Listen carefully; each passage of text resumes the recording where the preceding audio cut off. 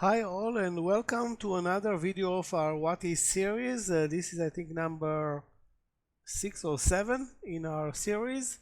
This video is going to be about the use of the stop limit order. We talked about the market order, the stop order, the limit order, and now the combination of both the stop and the limit order. Now let's understand why and when do we want to use the stop limit order.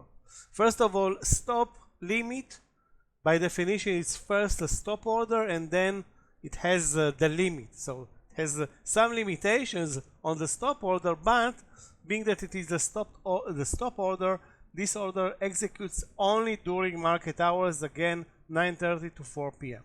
So it cannot execute in the pre-market or in the aftermarket. And the logic behind it is as following: when we are trading fast moving stocks that have very low liquidity, we want to use this order in order to limit the price that the platform is going to execute our order. So in the case of TSLL, which is going to be our example, it's not that relevant, but in the case of I don't know, highly liquid stocks like in the last month, CEP has been an amazing spready mover, and or CRWV. I will give you the example with TSLL. So the idea here is the price right now is 1447. I want to enter the trade at 1460 with a stop order, but limit the price of execution to 1462. So in case there is a fast move over 1460, okay, with a market order I can get the execution at 1463, maybe 1467 in our example.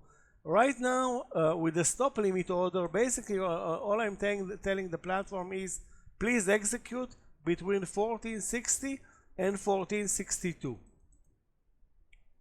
So what's going to happen here, assuming it's going to reach the price first, and this is how it's going to look.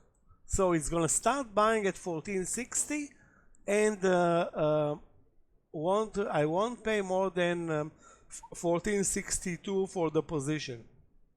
If the price is going to move fastly above it, the position or the part of the position between on the price between 1460 and 1462 will be executed. So in the case of 10 shares it's not relevant, but in the case of let's say I want to buy 5,000 shares at 1460 or between 1460 and 1462, and the market is moving very fast because of positive news, okay, in that case I would get my worst price on this execution is going to be 1462, but I'm not guaranteed to fill my whole position. So with a market order, you're guaranteed to fill your position, assuming you have the broker's permission to buy the quantity.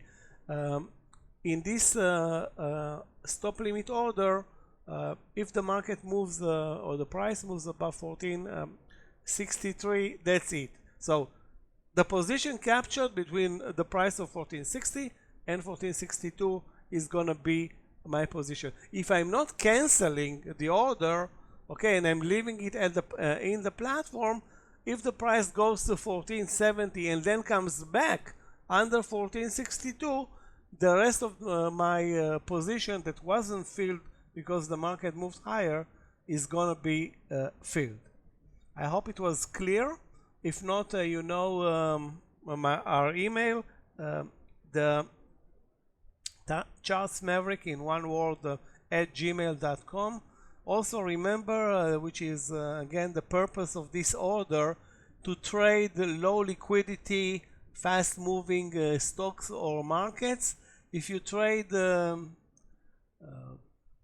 highly liquid stocks of the S&P 500, the Nasdaq 100, very few stocks will need this tedious, I would say, type of execution.